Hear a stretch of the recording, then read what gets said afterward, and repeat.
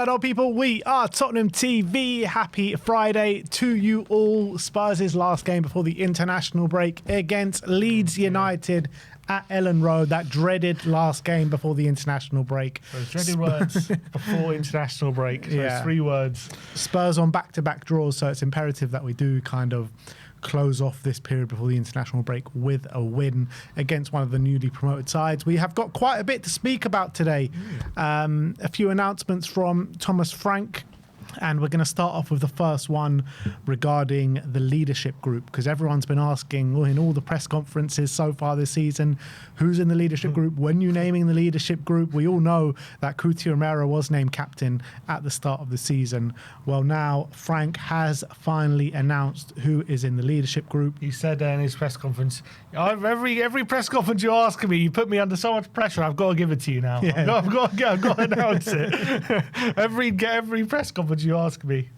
Yeah, so he's finally done it. And as you can see on screen, Ben Davies has been added to the leadership group along with Vicario, Cuti Romero, James Maddison and Mickey van der Ven. So obviously Mickey van der Ven is also a new addition. We saw him on as captain the other night, getting a goal against Bodo Glimt.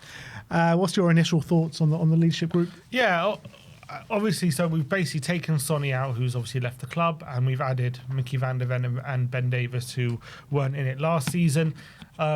Frank explained his thinking in the press conference, saying he wanted to kind of cover all facets of the squad. What does he mean by that? So I think he means, younger players, more experienced players, maybe Spanish speakers. I don't know what different cliques there are. I'm guessing there's a few different cliques within the squad. Obviously, it looks like we're quite a tight-knit squad anyway. I don't think anyone doesn't get along, but naturally, Tell hangs out with Odebear and Romero hangs out with Bentancur. That's just kind of how things work sometimes in squad. So he wanted to cover like language barrier speaking kind of thing. Yeah, and all age groups, all different things. So he wanted all bases covered. So I'm guessing Van der Ven maybe represents the younger groups. Romero, obviously he's the captain, so he's going to be there. Maddison, some of the English guys and more experienced guys. Ben Davies obviously been there the longest now, so he's like someone who knows the club inside out since for the last 10 years. Obviously he's been here since like the White Hart Lane days and stuff. So I'm guessing all these guys just cover a lot of the aspects of the squad. So I think it's fine. I think Van der Ven's a very interesting one, because he's obviously one who maybe at the beginning of the season you wouldn't have said definitely would have been in there, but you've seen him take a lot more of a senior role within the squad. You see him talking a lot more.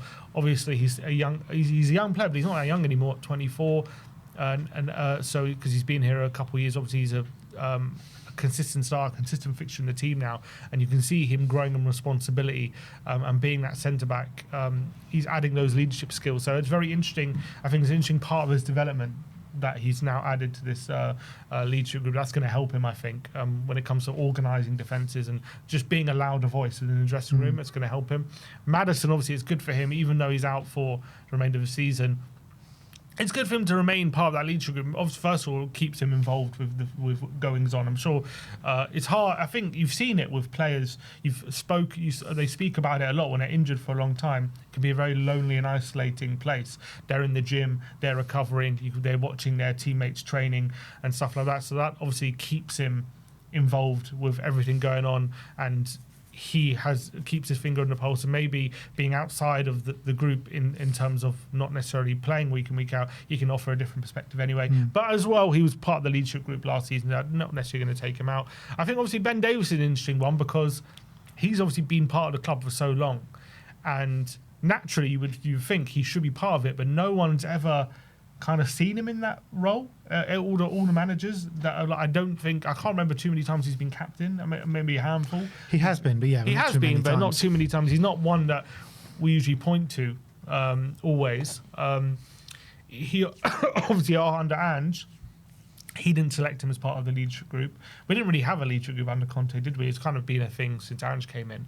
But he wasn't one of the leaders, I don't think, or one of the captains when Conte was there. So maybe Frank is seeing either something that the others aren't seeing, or maybe he's just feeling like because he's the most experienced, because he's been here the longest, he should be his voice is important, put it that way, in these conversations, and it should be heard, and he's a good voice to have in whenever they meet up and discuss the certain whatever they're going to discuss.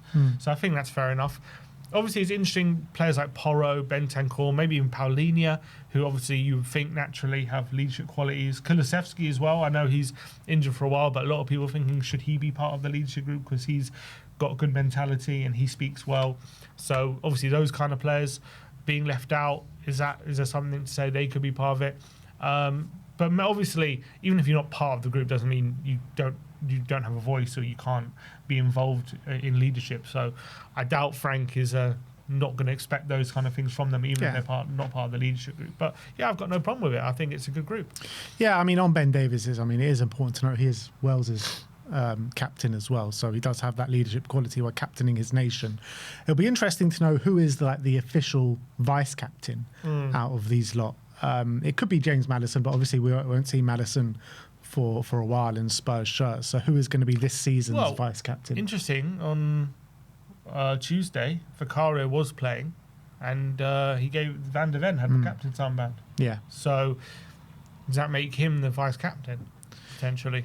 Right now, anyway. It very well could be. I got a feeling it could actually be Ben Davies, but Ben Davies is rarely going to play, so that probably makes it Van der Ven as de facto vice captain. But in terms of what was said on the website, because they did release a whole statement about it and a whole article, and they said Thomas Frank has named his leadership group for the 25-26 season. Joining club captain Romero are Ben Davies, James Maddison, Guillermo Vicario and Mickey van der Ven. Thomas Frank said all 5 players have leadership qualities and crucially the potential to become even better leaders.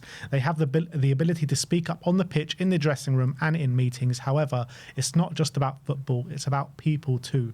They are aware of their teammates, how to make the group function in a good way and how to make the team tick both on and off the pitch. It's important that the whole dressing room is represented in the leadership group, and Kuti, Ben, Madders, Vic and Mickey do that. While these 5 players make up the official leadership group, we have a dressing room that is full of leadership potential, and I'm looking forward to more players stepping up in matches and around the training centre, and that's basically what you were talking about before. And I think players like João Paulinho are definitely an example of that. He goes on to talk about each and every individual player, and he said World Cup winning Kuti was named captain by Thomas Frank at the start of the season, taking over from Son Heung-min. The centre-back joined us from Atalanta in the summer of 2021, having just been named the best defender in Serie A in the 2021 season. He was outstanding in our UEFA Europa League triumph last season and led the team out in the final in Bilbao in May. He's now up to 132 appearances for us in all competitions. Our longest serving player, Ben, has racked up 358 appearances in all competitions since joining us in the summer of 2014. Captain of Wales, he sits second in our all-time European appearance holders on 73 and has regularly worn the armband over his 10 years of service. He's made more European appearances than Kane and Son. Who's top? Must be Kane. No, it must be Son. Son, yeah, it's got to be Son, surely. And then he goes on, playmaker Madders joined us in the start of 23-24 campaign, a key player in the latter stages of our run to the Europa League glory last season. James missed the final due to a knee injury, then suffered another setback, this time an anterior cruciate ligament injury during pre-season, a huge influence on and off the field. He's made 75 appearances for us and has already worn the captain's armband. Goalkeeper Vic also played a huge role in the Europa League triumph last season, making a huge late save in the final and was led as we led 1-0 in Bilbao. Joining us in 2023, his form has seen him capped 4 times for Italy. Vic has previously captained the team and he's up to 83 appearances for us in all competitions. And finally, Mickey led the team out for the first time in our UEFA Champions League draw against Bodo Glimt this week, marking that honour with his first Champions League goal as we came from 2-0 down to draw 2-2 in Norway. Renowned for his pace, he will always be remembered for that spectacular overhead clearance to deny United in the Europa League final. A full Netherlands international, Mickey also joined us at the start of 23-24 and has now 60 appearances to his name. And it's interesting, isn't it, now, where 3 out of the 5 in the leadership group were all signed in that summer, Andrew's first summer, where you look at James Maddison, Vicario and Mickey van der Ven. look, I think all three of them are very worthy candidates. And I am delighted that Mickey van der Ven is now in that leadership group. How old is he now? Like 23, 24? 24. He signed it. He was 22 when he signed it. Yeah. Didn't he? So I feel when I see Mickey van der Ven speak in interviews, in the press conference he was in a couple of weeks back, I feel like, you can see what a good candidate he is for the leadership role. Yeah, and I think that's part of his development as a player, as a person, that he's getting more responsibility in the dressing room. So that's really good. And obviously, hopefully, there's obviously rumours of Real Madrid and all these different things. Obviously, having that responsibility is going to tie him closer to the club as well, which is also great. When it comes to someone like Paulinho, do you feel like if he wasn't on loan and he was a permanent signing, maybe he would have been in it? Potentially, but I said it at the time when James Maddison was made vice captain. Like, I guess it's different being in the leadership group as being a full-blown vice captain, but I feel like you need to earn your stripes a little bit. You need to be with the group at least a year, just to get to know your teammates a little bit more. You can still show that leadership ability without being in the leadership group and without being a vice captain. And I think João Paulinho will do that and probably already has done that. But I think, I think even if we signed him full term, I think I still would have liked to see him be with us for a year before officially naming him in that kind of group. Yeah, I wonder if we do sign him permanently in the summer, if he then does. He probably would. I reckon he would. I reckon he would, because you can see it in him as well. Yeah, and that's a natural part of his personality, isn't it? So I'm looking forward to the new leadership group, what it brings. I think it's good. Obviously, the only thing I would say about Vicario, obviously him being part of it, does it make it harder for Frank to leave him out if that time has to come? Nah, I don't think so, because Ben Davies is part of it.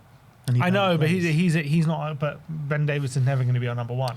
I don't think so. Like, you can be a leader on and off the pitch, and that's what he's talking about in the statement as well.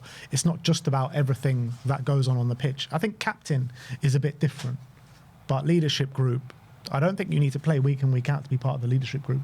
I guess it depends on Vicario's mentality. I think I'm not necessarily saying you have to play week in, week out to be part of it, but if you're number one keeper and you're part of the leadership group, so what they're saying is you're a really important part of the squad. You are one of the leaders of the squad, and you are number one. If you take away that status of him being number one keeper, surely that does affect things a bit. Like, in terms of, because you're not all of a sudden not that leader in the dressing room if you're not a number one keeper. You know what I mean? From what I know about Vic and his mentality, like, if he's part of the leadership group, which he is, and because of performance-related issues, Kinski gets a shot, and he's kind of like seen as, the first choice keeper for a few weeks.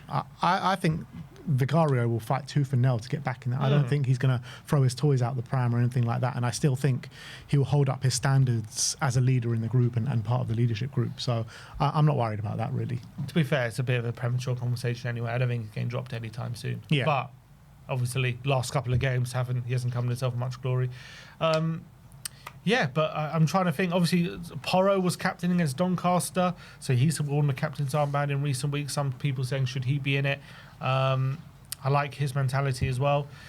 But it doesn't really matter who's in the leadership group, does it? Because, like we said before, like, there are leaders outside of the leadership group as well. Like, Porro is one, and Paulinho is one. There's probably others as well to mention. So, like Frank says, you need a squad full of leaders, not just a particular leadership group. You need a whole squad of them. And I think, part of that leadership group, a couple of other players, we're building a squad of it to kind of guide the young players through. Yeah, I'm guessing so. When it covers the whole squad, I'm guessing Van der Ven, they're saying covers all the younger players. I'm guessing as the youngest member of the leadership group. I'm guessing he resonates more with like Bergvall, Gray, maybe Odegaard, Tell, maybe these guys, the really young guys in the group. I think that makes sense, I guess. Could there have been even younger player on there? Or the only one that you can look at as like a proper young player on the leadership group is Lucas Bergvall. But his time will come. Yeah. His time will come. And look, I think if Bergvall sticks around with us for, let's say, the next 10 years, I think he'll end up being club captain one day, the way he's going. There's a lot of people who want to be club captain. Junai said he wants to be club captain. Yeah, he said Junai said it. dream. Yeah, hopefully. I think I like a lot of the mentality of a lot of young players. I think a lot of them have leadership ability. They all like to encourage and have their voices heard. So I think at some points, this squad, our team, have had players who are maybe too nice, maybe don't like to speak up, maybe are too quiet, bit too introverted, and maybe because they've been all so close as friends, they don't hold each other to account. But I think we got a good group here who do like to speak, who will keep standards. People like Paulini will do that, but I don't think they're going to start tearing into each other. Yeah, I mean, if things do go horribly wrong and people aren't holding up their standards, then I hope they do tear into each other, because I think that's what's needed sometimes. But turn on each other, I should say. Yeah, turn on each other's, no one wants to see that. But lay into each other and getting people to keep standards and hold standards, I've got no problem with that. Yeah, I didn't mean not hold standards. I mean, like, it can happen. Squads they can turn on each other. There's clash of personalities, all these different things. I'm worried about that. I think we've got a quite good tight-knit group. But I also think sometimes in previous seasons, the squad's been too nice. And I think we've got some really good characters, good characters in there. Yeah, 100%. So that is the leadership group that Frank has announced. Moving on.